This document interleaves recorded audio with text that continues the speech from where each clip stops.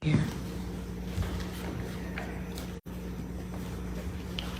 That's bright.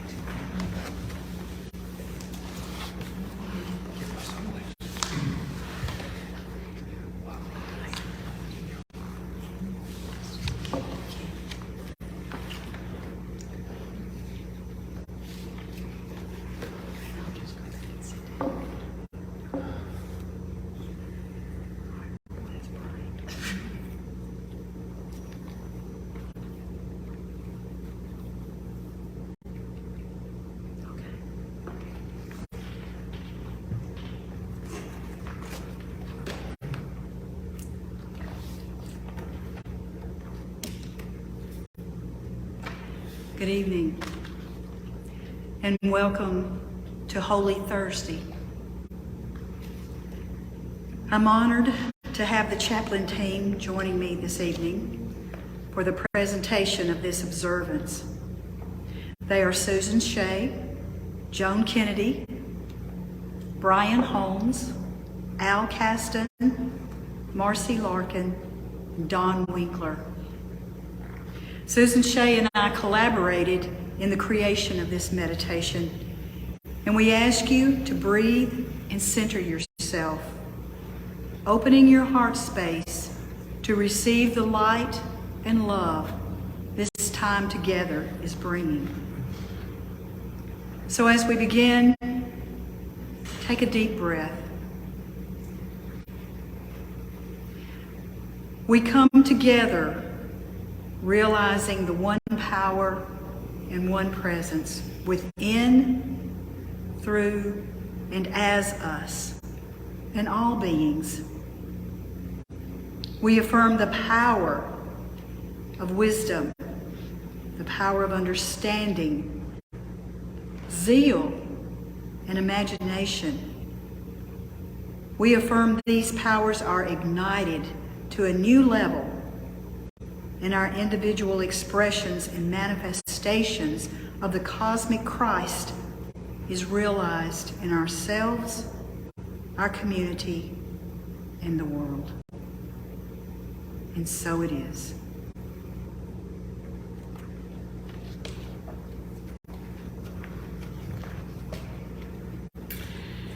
It is given to only a few men to change the course of history. It was given to one man, Jesus Christ, to change the world.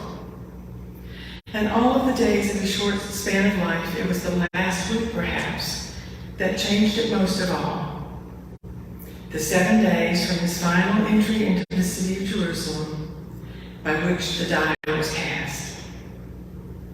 That's a quote from Ernest C. Wilson in his book, The Week That Changed the World. So this week that changed the world began with Palm Sunday, when Jesus made a dramatic entrance into Jerusalem, riding on a donkey, and proceeded by large, adoring crowds and supporters, cheering and waving palm branches before him. The scene was jubilant, but Jesus was very much aware that he would not fulfill their expectations. Rome would not be defeated, but he had a much larger purpose for his ministry. He had been warned that the Jewish leaders were watching him. They were very unsettled by this popular young rabbi who was teaching the Hebrew scripture in a whole new way. The reports of his large following and the miracles he had performed made them wonder, what are we to do?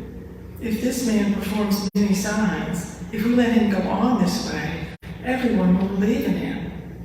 The Romans will come and destroy our holy place and our nation.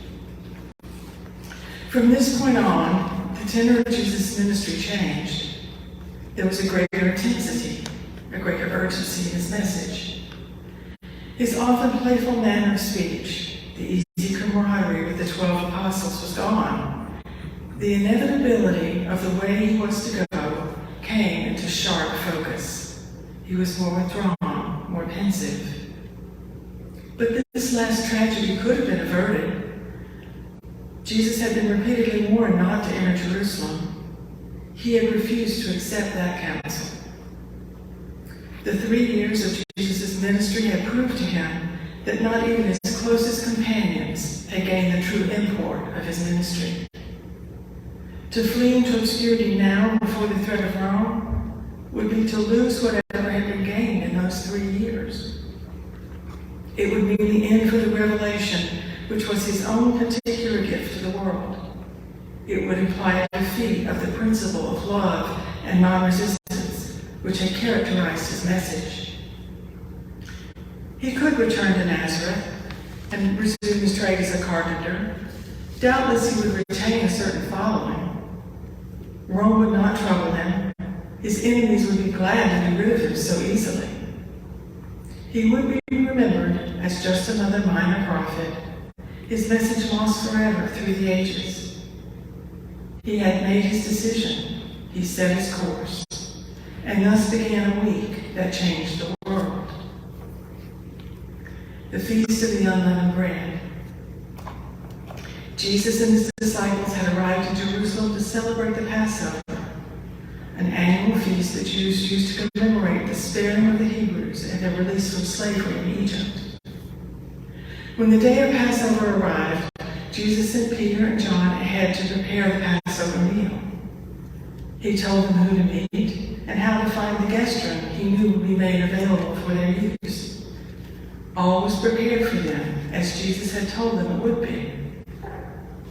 The Christian observance of the Lord's Supper is based upon Jesus' observance of the Passover with his disciples.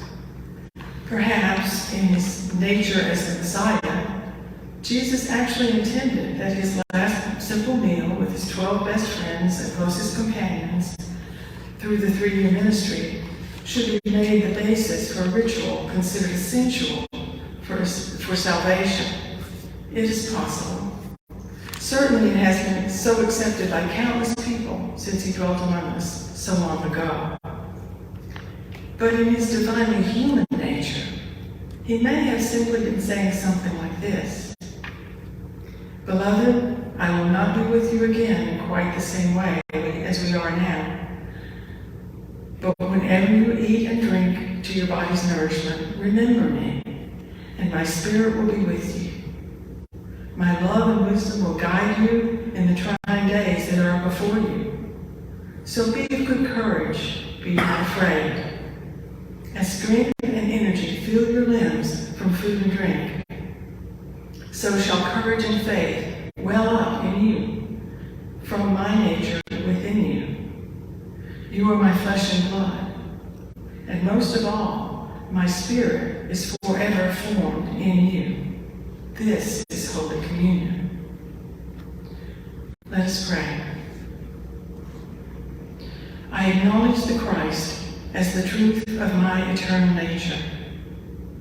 I dedicate myself to the expression of the Christ nature in me, in remembrance of the life and love exemplified by Jesus the Christ.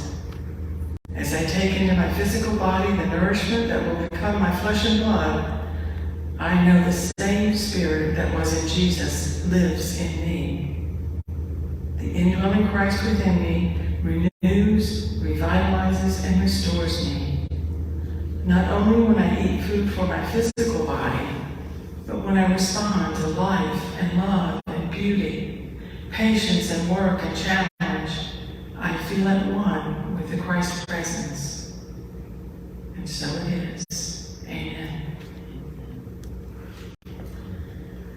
The washing of the feet. During the Passover meal, Jesus got up from the table and removed his robe. He wrapped a towel around his waist and began to wash the feet of the disciples. It was a common practice, after walking in sandals through the dry and dusty roads, to wash the feet before eating. But typically this task was performed by a servant. The act of foot washing carried significant implications about the status of the parties involved. There were cultural expectations about who would wash whose feet and what that indicated about their relationship. Washing the disciples' feet was a precursor to the sacrificial love Jesus would soon model on the cross, and it showed that he intended for his disciples to display the same humility and self-sacrifice to others. While his position made this act of service shocking, it's also what made it such a powerful model. If Jesus was willing to humble himself so low for others, how could his followers possibly be above doing the same? Jesus made it clear that as he served them, they should also serve one another, and not be only hearers of his words, but they must live his teachings in all their works. Let us pray. With my faith, I hold fast to the truth I know, and let my knowledge increase. I strive to be an overcomer of injustice and oppression, and an active participant in serving the highest and best outcomes for all people. As a doer and not a hearer only, let me be a channel of blessings to those around me, serving as I should like to be served, loving as I should like to be loved, understanding as I should like to be understood, and doing my best I know in all that I do. Thank you, God, and so it is. Amen. Amen.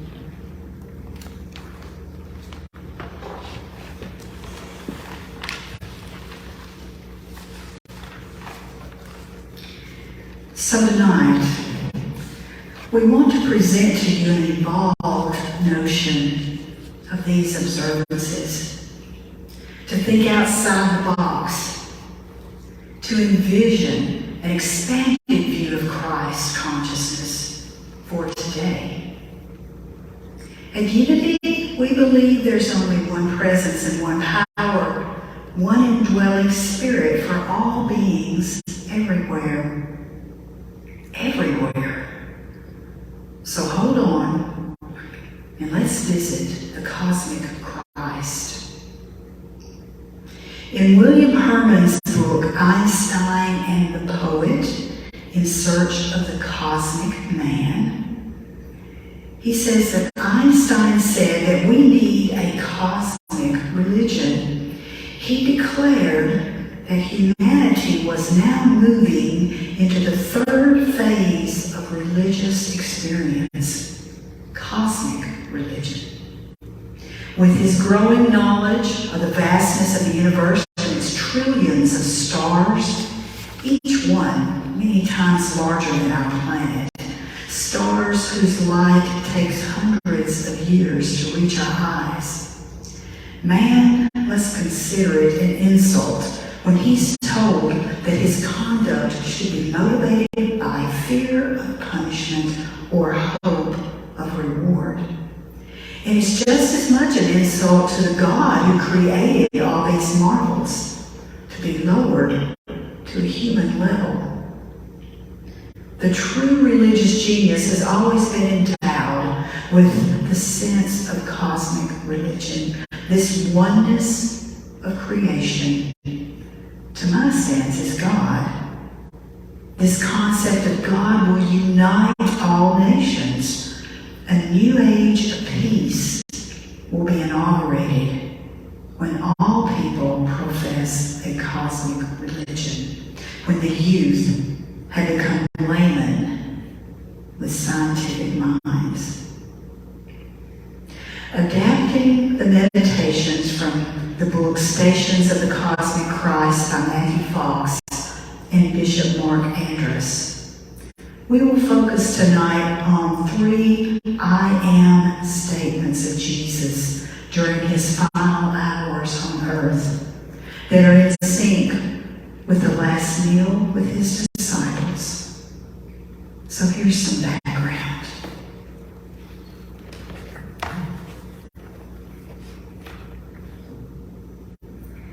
The cosmic Christ speaks to the macrocosm. The universe as a whole is sacred and sacramental and singular, and it can be called the mystical body of Christ, or the pattern that unites and connects. But the cosmic Christ is the microcosmic world as well. Every atom contains photons or light waves, who is the light in every being. All being is holy. A cosmic Christ consciousness then brings us back to a sense of reverence for ourselves, for all Earth's creatures, for all the beyond Earth beings, and for existence itself. The cosmic Christ has the potential to usher in a new era of reverence and respect for the world and for its creatures. The archetype of the cosmic Christ helps to name both the vastness of our ancestral tree and also its personal side. Our relationship to the universe holds both ends of the macrocosm, microcosmic spectrum. The cosmic Christ, the pattern that connects all things in the heavens and on earth, as the scriptures say, personalized what would otherwise be a very impersonal universe, one with dark holes and vast spaces, expanding times and space fields to traverse in eerie silence and cold cosmic loneliness. Instead, we are reminded of a universe which cares, which blesses and upholds and uplifts us. We are invited to do the same for others and for future generations.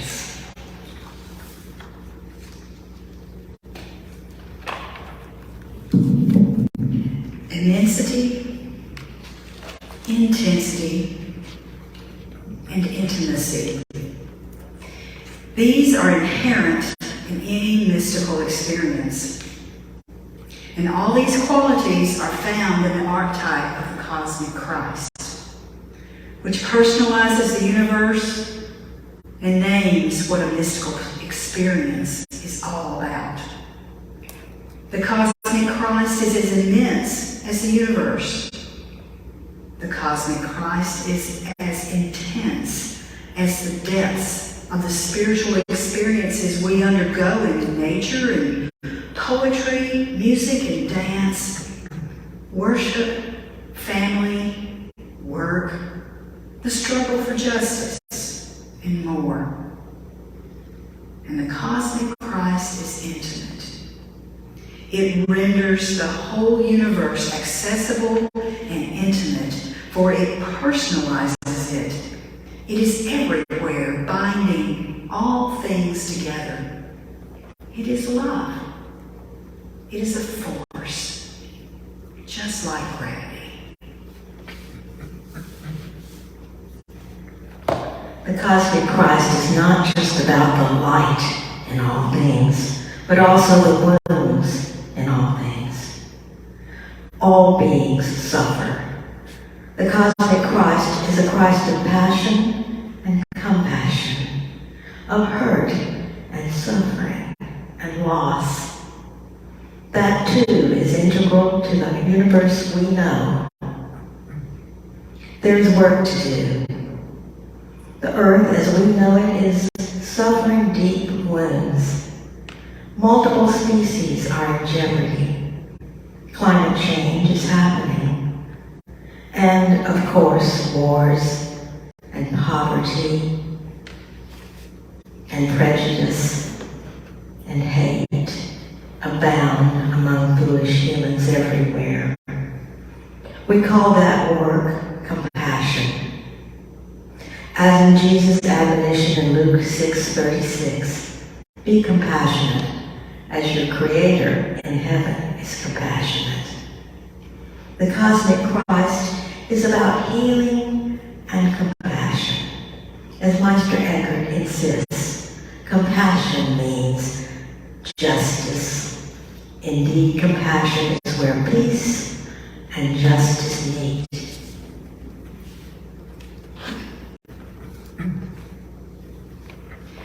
And this is not only the classical stations of the cross being balanced with the the stations of the cosmic Christ in our time together tonight.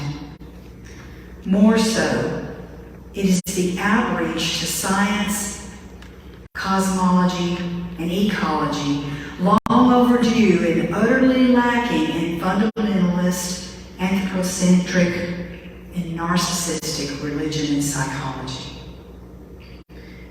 A shift to cosmic Christ consciousness is a shift away from the preoccupation with life after death to a commitment to life before death, and a shift away from the crass materialism to a renewed sense of sharing and community and reverence and respect. This context is not about any particular religion because when examined at the deepest mystical perspective, all religions speak to the archetype of the cosmic Christ. When putting these radical shifts together, shifts away from the anthropocentrism to ecology and cosmology, and a shift away from religious isolation and competition, you have a revolution. And what's left? What remains is the sacredness of all beings, whether the microcosm of individual beings or the macrocosm of the universe itself. And so the practice is to stay on the path of returning to a sense of the sacred. We need practice to stay on this path. How are we doing? How is the cosmic Christ doing? Let's have a period of silence and think on that.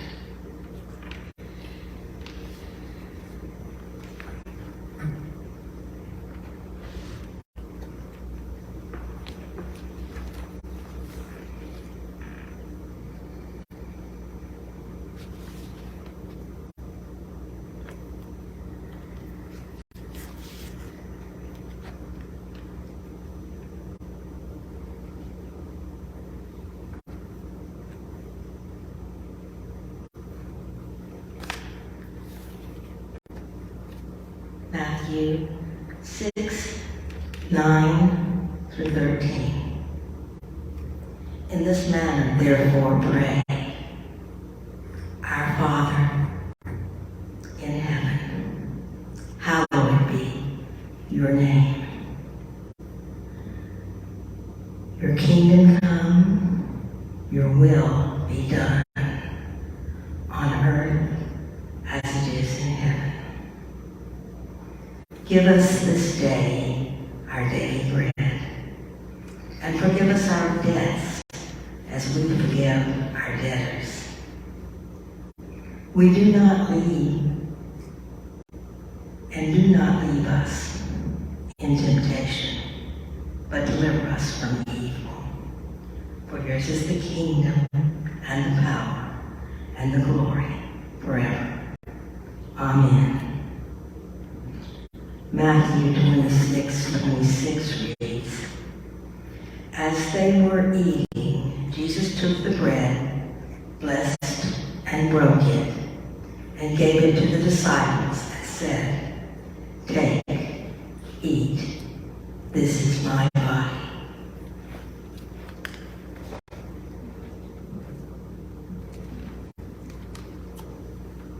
I am the living bread. For many people, but not all, bread is the staple of life, food for one's daily survival and nourishment.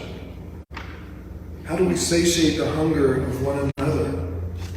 Surely working from a world of justice, where everyone is assured the necessities of life, is one way.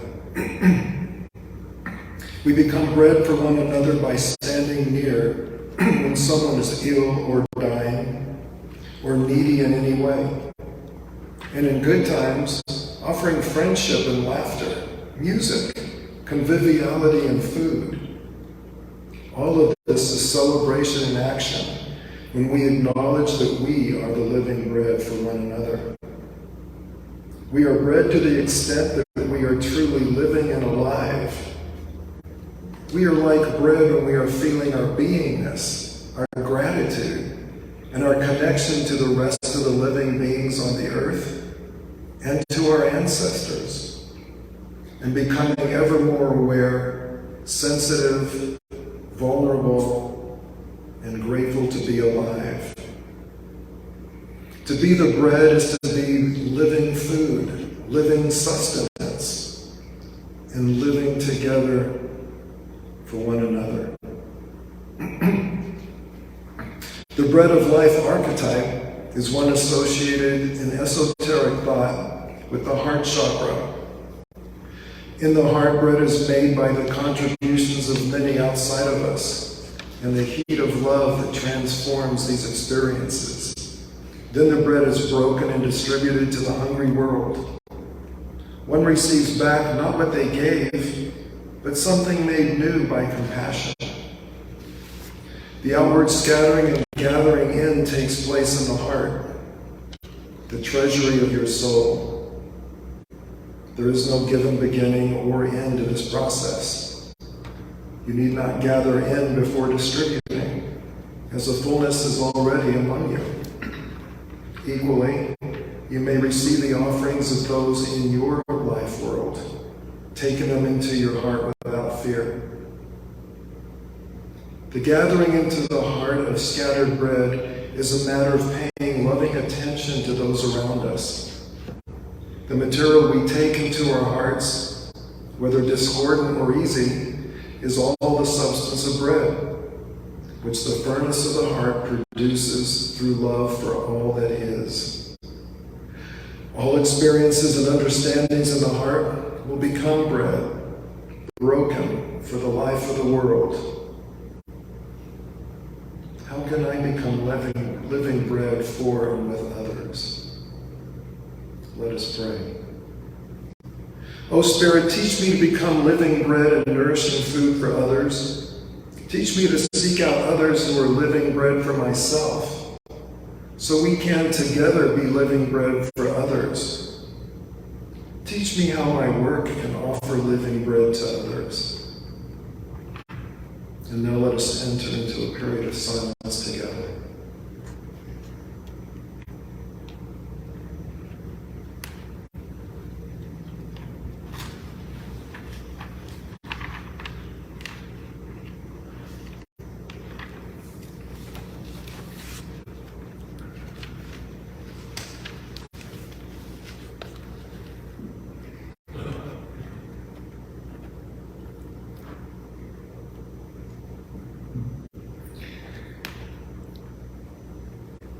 John 15, 1 through 17. I am the true vine, and my Father is the vine dresser. Every branch in me that does not bear fruit he takes away, and every branch that bears fruit he prunes, that it may bear more fruit. You are already clean because of the word that I have spoken to you. Abide in me, and I in you. As the branch cannot bear fruit of itself unless it abides in the vine, neither can you unless you abide in me. I am the vine, you are the branches. He who abides in me and I in him bears much fruit, for without me you can do nothing. If you abide in me, and my words abide in you, you will ask what you desire, and it will be done for you. By this, my Father is glorified, that you bear much fruit, so you will be my disciples. As the Father loved me, I also have loved you. Abide in my love. If you keep my commandments, you will abide in my love, just as I have kept my Father's commandments and abide in his love. These things I have spoken to you, that my joy may remain in you, and that your joy may be full. This is my commandment, that you love one another as I have loved you.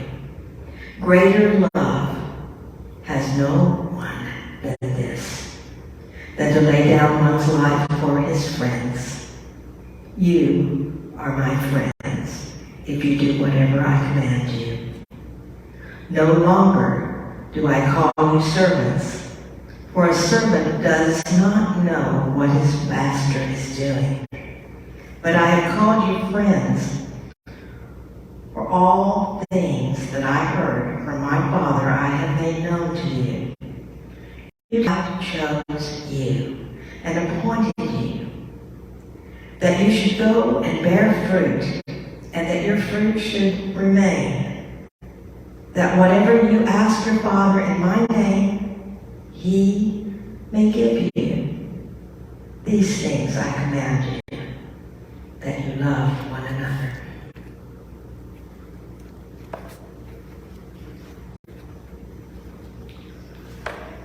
I am the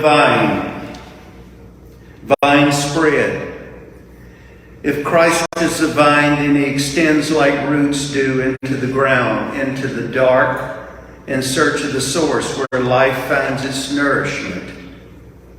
We too, being other Christ, are fierce beings in search of our roots. Jesus and Christ are the strong, enduring, and courage-granting root that nourishes and nurtures us. We are the branches, the leaves. We too are of the Christ, which means we are called to plumb deep into the depths of soul and source to find our strength and endurance and fertility. We're called to spread into other shoots and branches and leaves, our offspring, whether they be children or others, touched by our actions, so that the vine grows and grows healthy and life-giving and evergreen.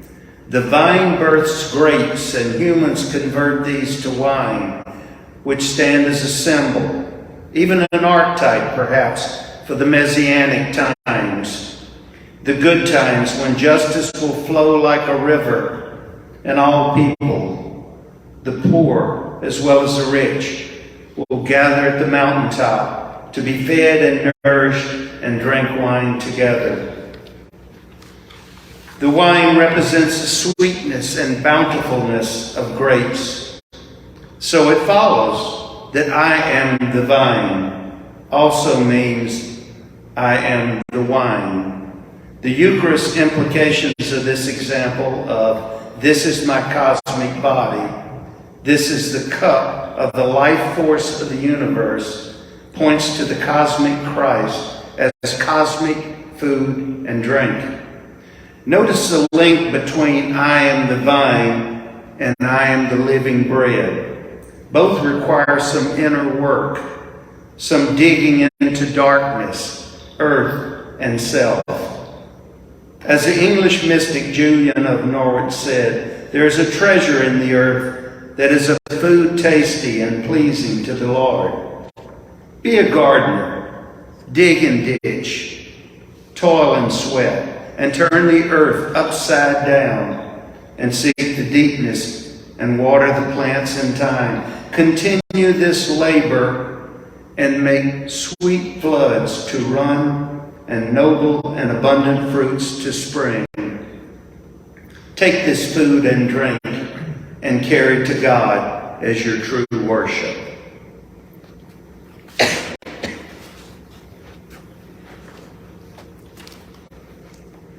The identification of the Christly vine with the root chakra leads to a concentration on the idea of identity for this archetype. This is true and useful, but in complete Christianity, identity is purposeful. The true vine is part of the metaphoric system that ultimately has to do with fruitfulness. Being rooted in the ground of our being in God is a goal of human life, But it doesn't stand alone, for there is another goal, which is loving service. When we're alienated from the source of our lives, we can easily become drained and tired from exertion of doing our life work from within the available energies of our own bodies and mind.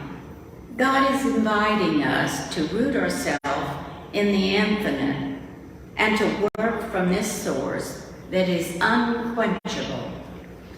The invitation of the archetype of the true vine is not a call to work harder, but to remember who you are and to rest in your own spiritual practices with the refreshing power of the divine.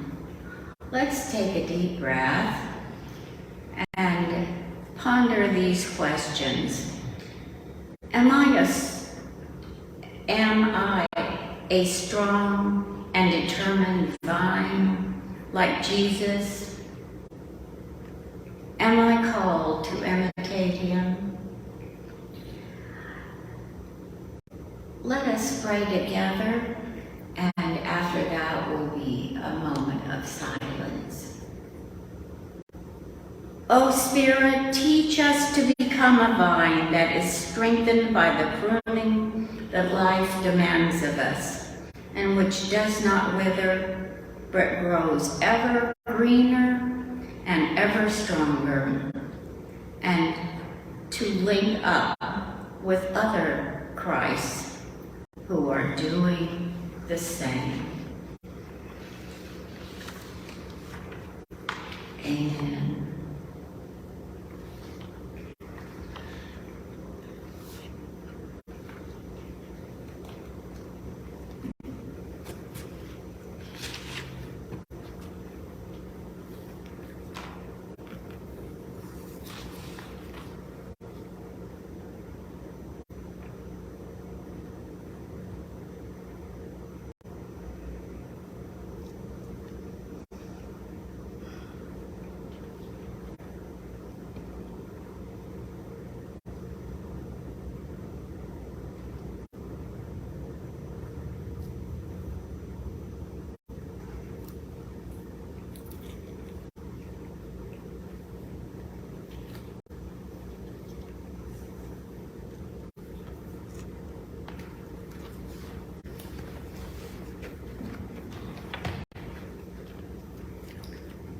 John 13, 12 through 17.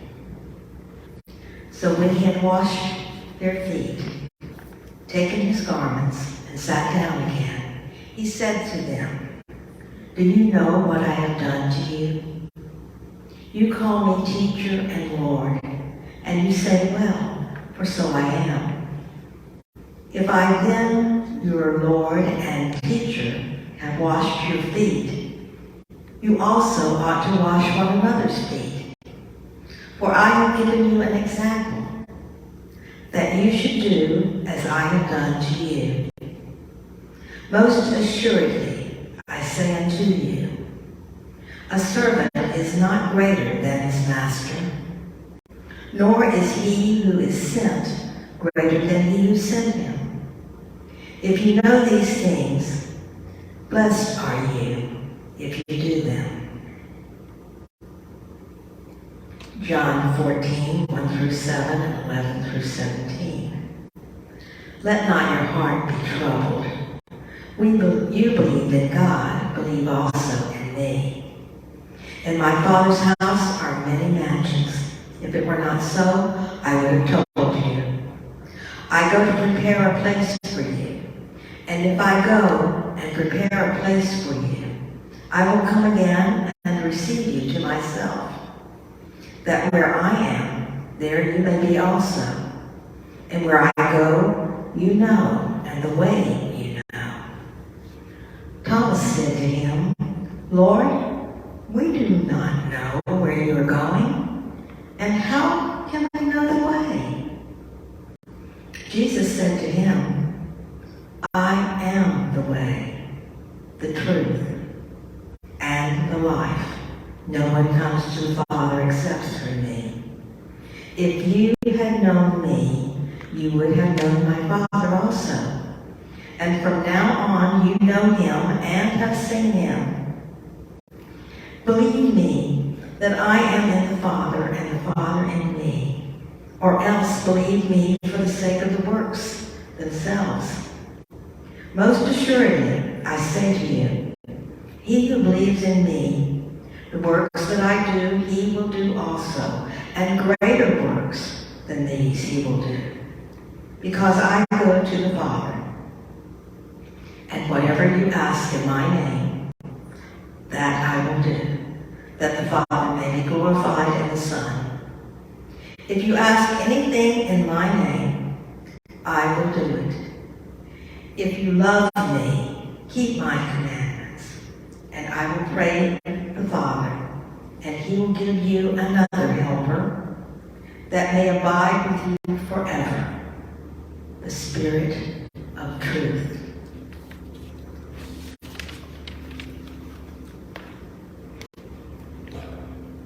I am the way, I am the truth and the life.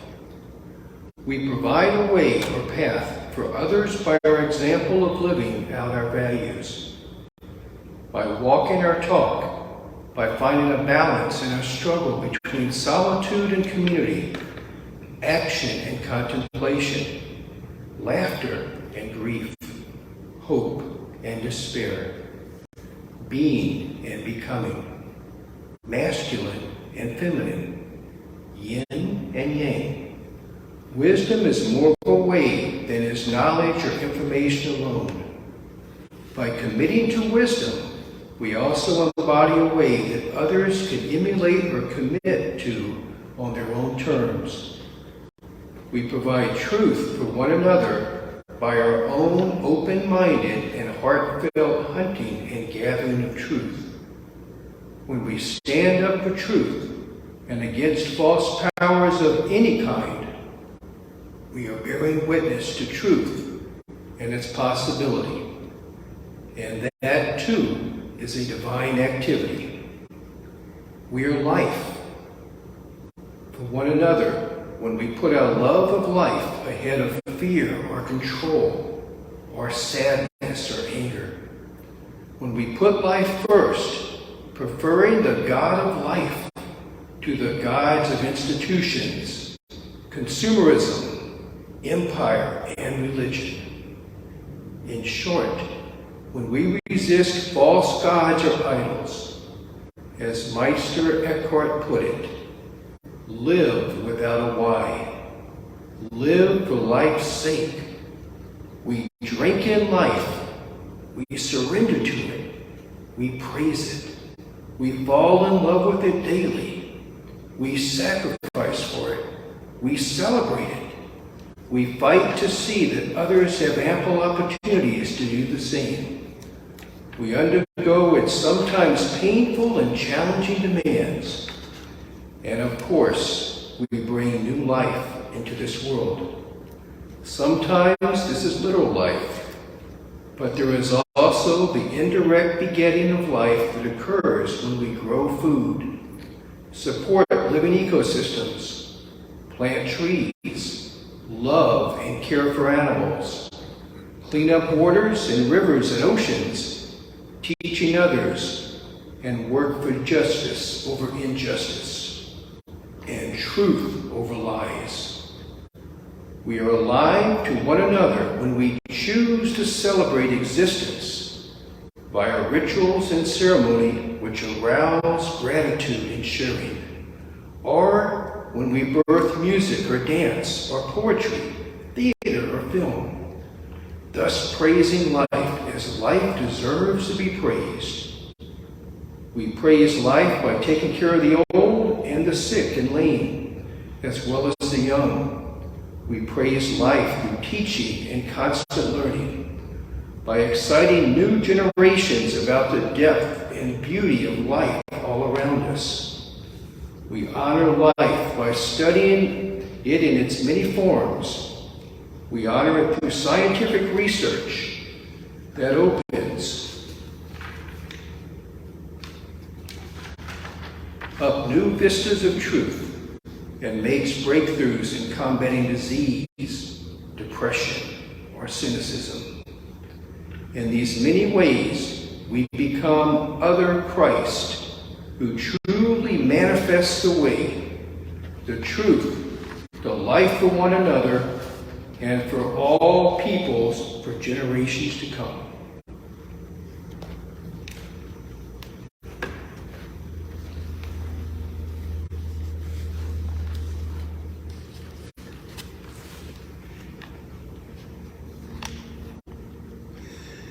The water of the primal oceans from which our planet's life emerged, the amniotic fluid in a mother's womb, that is the medium of sustenance for the gestating fetus. Life and the unfolding path of any and all life comes forth from water. Thus the archetype, I am the way, the truth, and the life indicates another I am, that of the living water.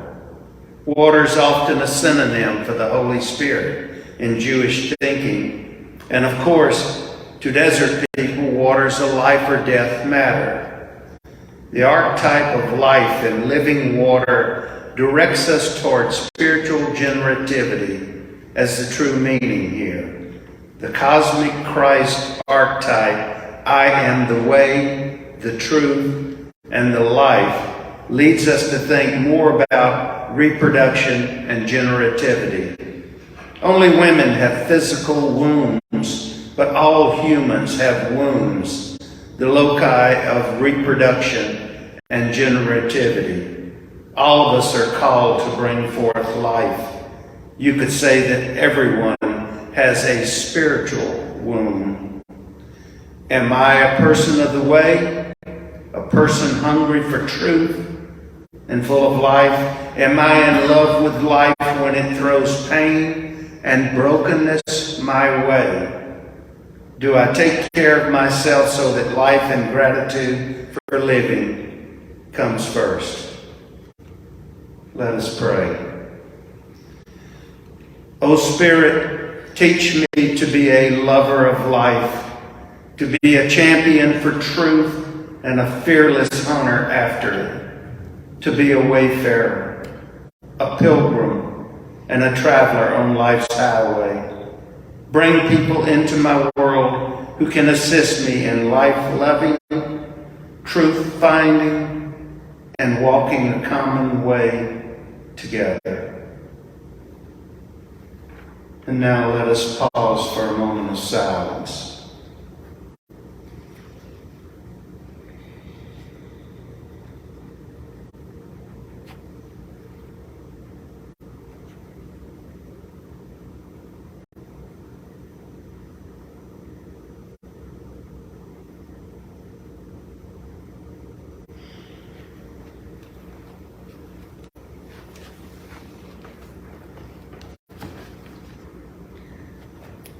Luke 22:19.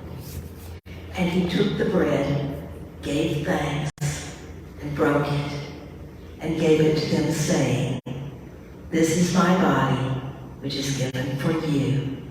Do this in remembrance of me.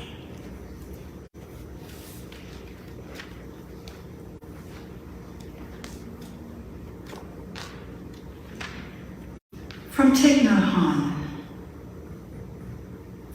Take, my friends, this is my flesh, this is my blood. Can there be any more drastic language in order to wake you up? What could Jesus have said that is better than that? This piece of bread is the body of the whole cosmos. If Christ is the body of God, which he is, then the bread he offers is also the body of the cosmos. Look deeply, and you notice sunshine in the bread, the blue sky in the bread, the cloud, and the great earth in the bread. Can you tell me what is not in a piece of bread? The whole cosmos has come together in order to bring you this piece of bread. You eat it in such a way that you come alive, truly alive. When we walk the stations of the cross, we're learning what the sufferings of Christ mean and how our own struggles are spiritually meaningful. But when we walk the stations of the cosmic Christ, we are identifying with the cosmological powers that radiate from the living Christ. The stations of the cosmic Christ can also aid our spiritual life in a potent way, providing guidance and direction on our unfolding path in life, both for us as individuals and for our spiritual community. So again, how are we doing? How are we bridging divisions among humans, between humans and other species, thus bringing unity anew? How am I doing? Take these questions with you tonight. Let them become a beacon and a guide in the coming days. So let us have our closing prayer. The Spirit of the cosmic Christ is in, as, and through me. I'm a person endowed with a spirit that heals divisions and brings tribes together instead of keeping them apart. I'm endowed with a spirit that unites